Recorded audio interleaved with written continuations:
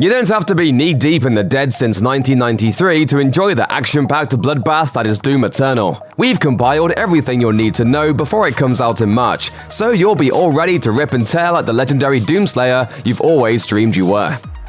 Fortunately, the wait for Doom Eternal doesn't reflect the second part of its name at all. It launches March 20th on PC, PlayStation 4, and Xbox One, with a Nintendo Switch release sometime later. That puts it at nearly 2 years after its initial reveal during E3 2018. For PC players, it's worth noting that the game will launch on Steam as well as a Bethesda launcher. March 2020 is shaping up to be a busy month in an already busy first quarter. Nioh 2, a Team Ninja's action RPG prequel set in Sengoku-era Japan, launches on March 13th, while Nintendo's adorable Animal Crossing New Horizons will share the spotlight with Eternal on March 20th. Despite the crowded lineup, Eternal should be able to stand on its own legs as the craziest, bloodiest, and most hectic title on offer. Unless you count your villager's slow and brutal death by capitalism, courtesy of good old Tom Nook, that is.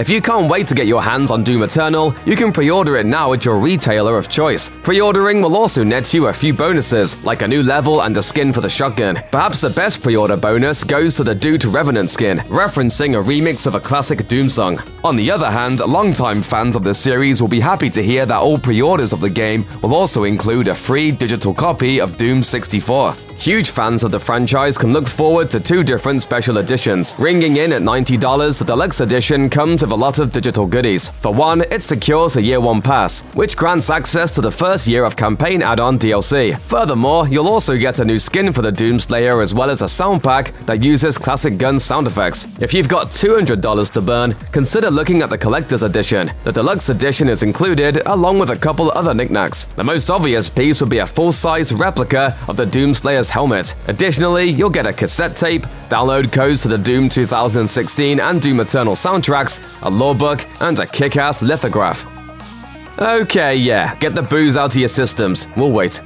Boo! You suck, whatever your name is! Stadia. The name is Stadia. Anyway, regardless as to how any of us feel about it, Doom Eternal is also slated to come to the, less than beloved Google Stadia. As you likely know, the platform is built purely on streaming, and it lets you interface with Google servers to play games on virtually any screen. With the right internet connection, you could theoretically stream games in 4K with HDR support at 60 frames per second with little latency. Theoretically is the keyword there. Doom Eternal, as well as Doom 2016, were built using the Vulkan API, which is exactly what Stadia runs on. Per Marty Stratton, executive producer at id, quote, "It didn't take more than a few weeks to get their shooter running on Stadia. The real question will be whether the platform can deliver on its promises. Doom is a fast-paced, hectic shooter after all. The slightest frame rate mishap could quickly lead to, well, gaming hell." While Doom 2016 launches some pretty classic multiplayer first-person shooter options like Team Deathmatch, Doom Eternal sees the developers switching things up a bit. And by a bit, we mean there's gonna be buckets of blood, lots of firepower, and a buttload of friendly rivalries turned into expletive-laden controller-chucking Saturday nights. Hope you're ready for this one, folks. Introduced at QuakeCon 2018, Battle Mode will be the main multiplayer component. In this mode, 2 players will fight against 1. And you might think that sounds unfair. We agree, it's pretty unfair for the duo. See, the team of 1 features a decked-out Doomslayer, the ultimate one-man army. The players on the team of 2 can choose to play as a multitude of demons, like the Mancubus or the Revenant. This game mode simulates some of the best moments from the single-player campaign, letting players see both sides of the coin. Stratton recognized that Doom 2016 did something fairly traditional when it comes to multiplayer. Battle Mode was created to do something new, putting a spin on things. This asymmetrical approach to multiplayer puts you in the shoes of the enemy, almost letting you empathize with the poor demons that get slaughtered in the campaign. Almost. It also seems like Doom Eternal is taking a page out of the book of Dark Souls, because, let's face it, that's a popular thing to do right now. In addition to Battle Mode, the game has another form of asymmetrical multiplayer. During your time in the single-player campaign, you can opt in to allow other players to invade your game. When they do, they take control of one of the demons on the map, theoretically amping the difficulty for you. Furthermore, other players can join forces against you. taking control of multiple demons in your game. This mechanic adds a multiplayer flair to single player, but for those who prefer to go it completely alone, you can turn off invasions. It's up to you to opt in. You can choose to play as an invader, be open to invasion, or avoid it all entirely. It's like a surprise injection of battle mode into your campaign, keeping the game fresh, interesting, and engaging. At E3 2019, lots of people got the chance to play an early build of Doom Eternal. Christopher Livingston, staff writer at PC Gamer, enjoyed his time. He praised the added mobility options, likening the game to, quote, an ultra-violent Spider-Man. In his feature, he marveled at the Doomslayer's fierce savagery, describing a moment where the character launches himself from a cannon through space. Generally speaking, Livingston enjoyed the sense of freedom over your own movement. He wrote, he has more ways to move with new abilities and traversal tools. And most importantly, Doom Eternal's level design is well built around those systems, making it feel like the perfect chaotic playground to flex your new muscles in. Meanwhile, Engadget Bureau Chief Matt Smith praised a specific mechanic introduced in Doom Eternal. Now, the Doomslayer can set demons on fire, and when they die while on fire, they drop armor packs. This lets the players determine how they want to kill any given demon, considering melee kills drop health and chainsaw kills drop ammo. Spoilers for Doom 2016 incoming in 3, 2, 1. Don't say I didn't warn you, boys! Previously, the Doomslayer found himself on Mars, recently revived. After bashing a few demon skulls in, he learns that a woman named Olivia Pierce is trying to permanently open a gate to hell. After literally going to hell and back multiple times, the Doomslayer puts an end to Pierce and her plans, all while collecting a powerful artifact known as the Crucible. However, he learns that Samuel Hayden, the person helping him, intended to betray him the whole time. Hayden takes the Crucible from the Doomslayer, on the pretense that Earth still needs it to solve an energy crisis. After stabbing the Doomslayer in the back, Hayden transports him to an unknown place, claiming they'll meet again. Doom Eternal likely picks up around here, and Hayden plays a major part in the game.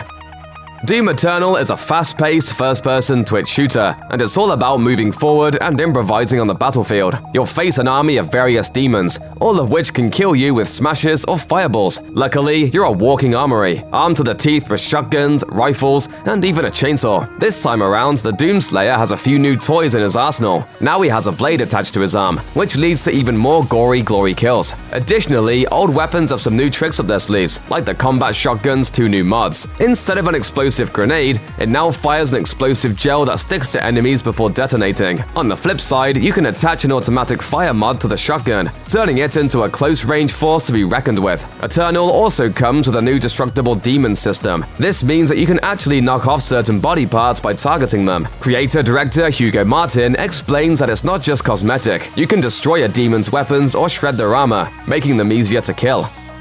As part of the marketing cycle for Doom Eternal, Bethesda published the original trilogy on modern consoles during QuakeCon 2019. Now on PC, PlayStation 4, Xbox One, and Nintendo Switch, players can purchase and play Doom, Doom 2, and Doom 3. It's worth noting that on launch, players were required to create or log into their Bethesda accounts to play these games. Since then, the publisher released a statement detailing that the feature should be optional. Instead, it's meant to be more of a reward system, allowing players to earn items in Doom Eternal for playing the original titles. Additionally, this launch slightly broke people's digital copies of Doom and Doom 2 for the Xbox 360. These copies were backwards compatible with the Xbox One, but after the re-release launched, they were nowhere to be found on the digital storefront. This meant that if players wanted to re-download those games they presumably purchased before, they'd need to purchase them again. That wasn't Bethesda's intention. The publisher released another statement for that debacle, claiming that they are working to fix the marketplace error.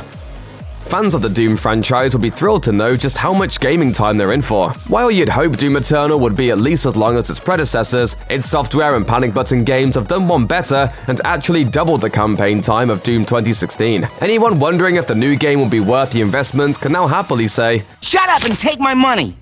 In light of this substantial boost. This promise of double the playtime only refers to Doom Eternal's campaign mode. This means there's even more fun to be had in the new multiplayer mode, which will put you against friends and strangers alike. The multiplayer mode offers endless hours of gameplay and constantly varying experiences. Needless to say, you will get precisely as much Doom for your money as you want.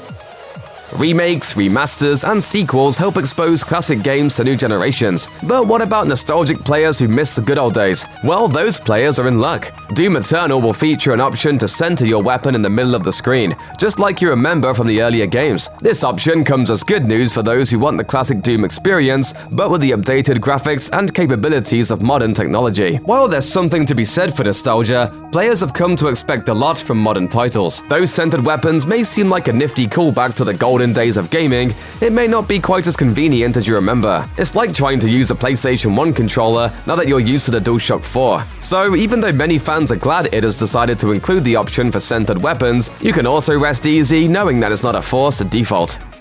Check out one of our newest videos right here, plus even more SVG videos about your favorite stuff are coming soon. Subscribe to our YouTube channel and hit the bell so you don't miss a single one.